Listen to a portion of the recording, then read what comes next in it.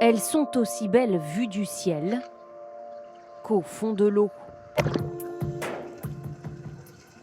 Les Maldives, 1200 îles et une barrière de corail parmi les plus riches de la planète. Sur près de 2000 km, elle offre aux poissons et autres animaux marins un lieu de vie indispensable. Mais cette oasis de corail est aujourd'hui en danger. Allez, c'est parti. Pour comprendre l'ampleur de la menace, il faut suivre Hassan Ahmed. Ce passionné de plongée a vu ces dernières années mourir sous ses yeux plus de la moitié du corail qui entoure l'île où il vit aujourd'hui. On peut voir qu'un corail est mort quand il n'y a pas de couleur sur celui-ci. Quand vous vous approchez, vous voyez qu'il n'y a plus de vie animale autour de lui. Les algues recouvrent tout et le corail ressemble à de la roche. Sur cette parcelle du récif maldivien, le constat est flagrant. Les coraux vivants ont disparu. Les fonds marins ressemblent à un désert de sable et de roches. C'est la conséquence des chantiers de construction qui se développent dans l'atoll, mais aussi du réchauffement des eaux. En 2016, le phénomène climatique El Niño a eu des effets dramatiques. La température de l'eau a été au-delà de ce que les coraux peuvent supporter. Donc, à cause du réchauffement des eaux, les coraux ont blanchi. Au total, aux Maldives, en 2016, 60% du corail a été endommagé par El Niño. Parce que les scientifiques craignent que le phénomène ne se reproduise, Hassan Ahmed anticipe. Tu peux me passer l'outil ? Avec l'association qu'il a créée, il étudie une nouvelle méthode de sauvegarde du corail. À partir de ces fragments en bonne santé qu'il a découpés et qu'il colle sur ses briques, il espère créer une nouvelle colonie. Vous voyez, on a gardé de l'espace entre ces morceaux.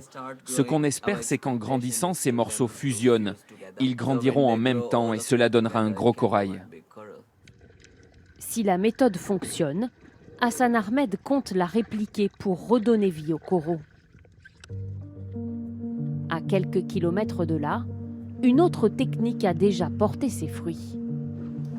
Tu es prête ? On y va. Amélie Caro, originaire de Bayonne, est biologiste marin. Elle mène ici pour une fondation un programme de reproduction des coraux sur le récif du Nil-Hôtel. Les Maldives, pour un biologiste marin, c'est un des meilleurs pays au monde. C'est vraiment un pays unique, on voit de la vie sous-marine unique. L'an dernier, elle a déposé sous ses eaux 200 structures métalliques sur lesquelles étaient attachés de gros morceaux de coraux de différentes espèces. Depuis, ils ont grandi et dans cette pépinière, la vie marine est revenue. Tous les coraux qu'on a plantés, ils sont en bonne santé.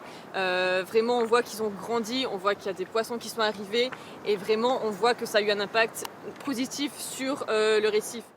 Les Maldives comptent encore 250 espèces de coraux différents. Pour cette femme, leur sauvegarde doit devenir l'affaire de tous. Vous êtes prêts pour la plongée ?